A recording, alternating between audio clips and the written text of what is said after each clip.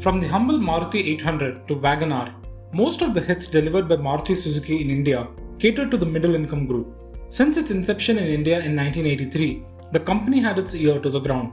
It knew what a common man wants: an affordable car with good mileage coupled with low maintenance. It explains why Maruti gets 43% of its sales from non-metro cities.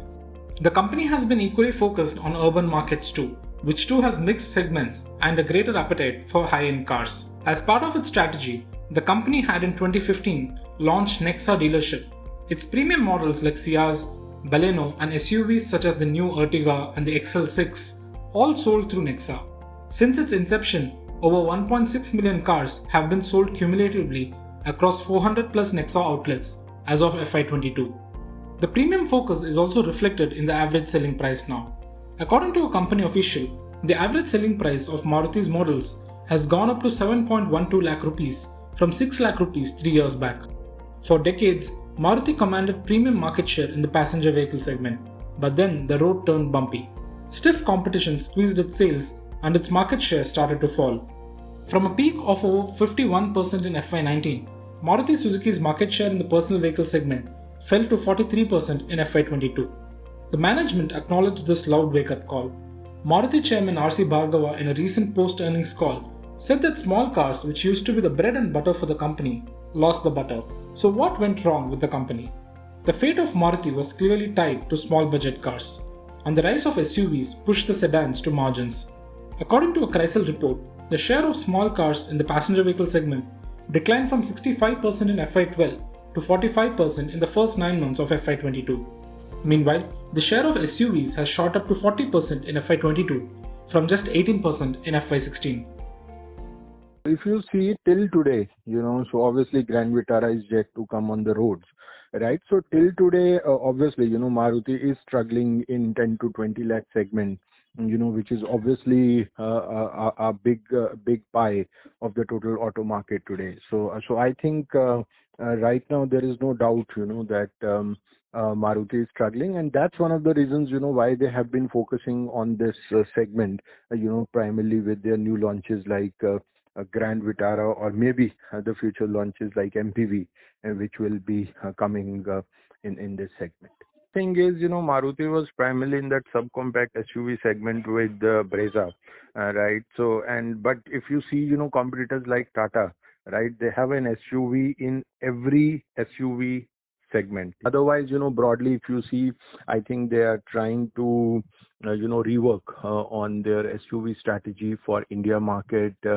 And I think the best part is that they have got support this time from Toyota, which is the largest selling vehicle company in the world. Since the consumer aspirations have gone up, the consumer income levels have gone up, and primarily, the competitors are also giving up, fantastic product. So I think now Maruti is also trying to get themselves into the premium, not premium, but a market, primarily the market which is around 15 to 20 lakhs.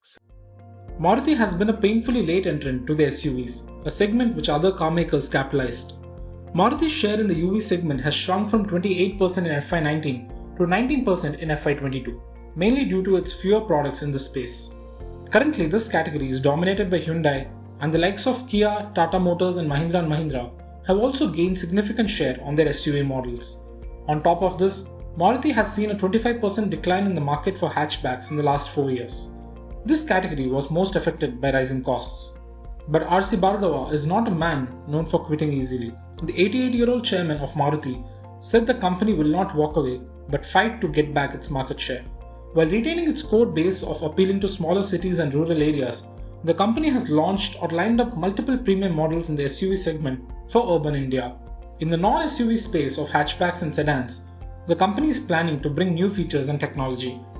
In the non-SUV segment, Maruti still has significant market share of 65%. In the entry-level SUV segment, its share is 20%. The company has only recently ventured into the mid-SUV segment with the launch of Grand Vitara. Hyundai Creta and Kia Seltos currently lead the mid-SUV segment. Maruti is still a marginal player in the mid-size plus premium segment with just a market share of 4% as of FY22. However, the demand for its new SUV offerings is encouraging. Maruti Suzuki has an order book of 130,000 units of the Brezza, and 43% of it is for top-end variant. For Vitara, it has received pre-bookings of 57,000. Demand for top variants is likely to increase the average selling price for the car maker. On that note, let us hear from Ravi Bhatia, an auto expert from J2 Dynamics.